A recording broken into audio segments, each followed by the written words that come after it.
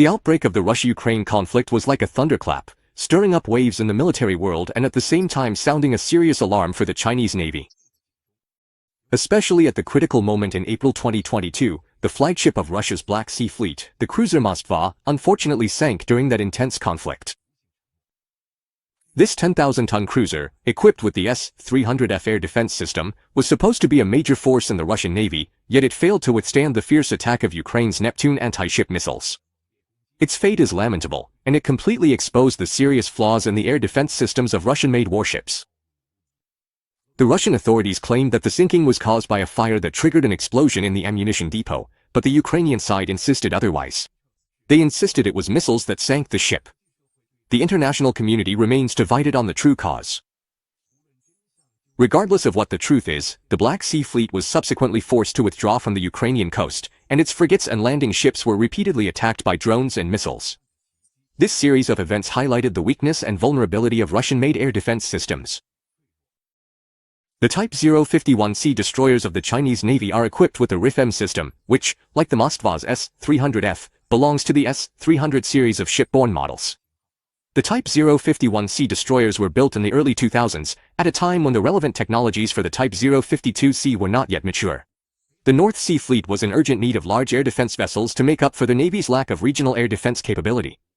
So, China imported 2 sets of the RIF-M system from Russia and installed them on the Shenyang and Shijiazhuang ships. The system is equipped with 48 N-60 missiles, which have a range of over 150 kilometers and a maximum speed of Mach 6. In theory, they can effectively intercept both high-altitude and sea-skimming targets. However, in actual use, its shortcomings gradually became apparent. One of the core issues with the RIF-M system is its revolver-style launch mechanism. Each launch cell contains 8 missiles arranged in a rotating pattern, and before firing, the selected missile must be rotated to the launch port for loading, a process that takes a considerable amount of time. In the high-intensity confrontations of modern naval warfare, its response speed is far inferior to that of domestically produced vertical launch systems. There was once a live-fire exercise where the Shenyang's RIF-M system experienced a missile launch delay due to a mechanical jam, which fully exposed the reliability issues of this system. In addition, the system's 30N61 phased array radar is installed on top of the ship's aft hangar, which results in a 240-degree detection blind spot in the forward direction. This means the vessel can only face the enemy with its stern, greatly limiting the ship's maneuverability. The Russia-Ukraine conflict has further exposed the shortcomings of Russian-made radars. When Russian ships face Ukraine's low-flying drones and sea-skimming missiles, their radars respond sluggishly and struggle to intercept them effectively. Similar issues have also appeared on the 051C class ships. In a simulated test in 2018, when the Shijiazhuang encountered a swarm of low-flying drones, the 30N611 radar's lock-on was intermittent and failed to track the target steadily, falling far short of expectations. In contrast, the domestically produced Type 054A frigate, equipped with the Haiying SC radar and the HHQ-16 missile, can respond to low-altitude threats with much greater precision. The advantages of the domestic system in terms of detection accuracy and response speed stand in stark contrast to the Russian-made systems, making it clear that Russian systems struggle to adapt to the complex environment of modern naval warfare. Another prominent issue with the 051C is its lack of anti-submarine capability. The twin hangars were taken up by the Li Fuyan system and converted into an enclosed design, which can only temporarily accommodate helicopters and cannot carry anti-submarine helicopters for long-range missions. This results in the ship having severely inadequate anti-submarine capabilities, making it heavily reliant on the support of other vessels during actual combat operations. During an anti-submarine exercise in 2015, the Shenyang was unable to effectively respond to the simulated submarine threat due to a lack of helicopter support, once again exposing this weakness. Similarly, during the Russia-Ukraine conflict, Russian ships were repeatedly attacked by Ukrainian unmanned underwater vehicles because of their weak anti-submarine capabilities. This further highlights the seriousness of this flaw. The Chinese Navy had already begun the process of phasing out Russian-made air defense systems even before the Russia-Ukraine conflict. Among the 4 Sovereignty-class destroyers, the Hangzhou and Fuzhou have completed modernization upgrades, removing the Stihl system and replacing it with domestically produced 16-cell vertical launch systems and HHQ-16 missiles. The Type 052B destroyers have undergone similar upgrades. They have fully adopted domestically produced radar and weapon systems. These upgrades have thoroughly proven the superiority of Chinese-made systems. This has provided valuable experience for the upgrades of the Type 051C ships. The lessons from the Russia-Ukraine conflict have acted like a heavy shackle, accelerating the Chinese Navy's process of phasing out Russian-made air defense systems. Upgrading the Type 051C ships has become an urgent priority. In 2023, the Chinese Navy officially launched the modernization project for the Type 051C destroyers, with the lead ship, Shenyang, entering dry dock at Dalian shipyard for upgrades. The core of the upgrade involves removing the RIF air defense system and replacing it with the domestically produced Haiying SC radar and a 32-cell vertical launch system, capable of firing the HQ-16 medium-range air defense missiles and U-8 anti-submarine missiles. The enclosed hangar at the stern was dismantled, restoring the dual hangar design to accommodate Z-9 anti-submarine helicopters. At the same time, 4 phased array guidance radars were installed above the bridge and hangar, ensuring 360-degree detection coverage.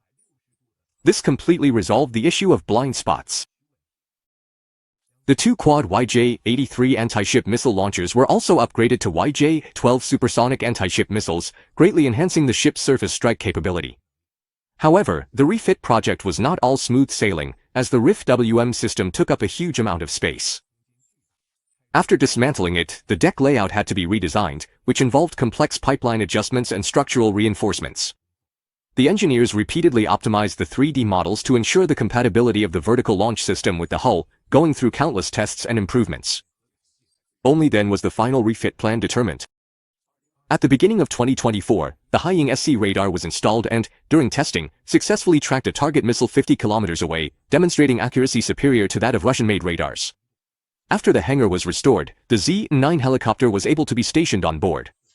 In an anti-submarine test, it worked together with a Type 54A frigate to successfully lock onto a simulated submarine target, verifying the improved anti-submarine capabilities of the refitted ship.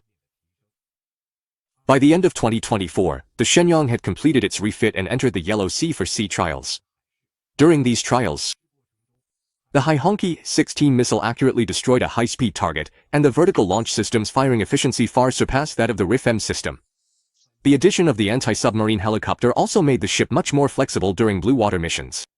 The refitted Shenyang emerged completely renewed, becoming a mainstay of the North Sea Fleet and making an important contribution to the development of the Chinese Navy. At the beginning of 2025, the Shijiazhuang also began its refit, which is expected to be completed in 2026. The upgrades of the 2051C ships mark the Chinese Navy's complete farewell to Russian-made air defense systems, with the Navy's air defense system now fully moving towards self-reliance.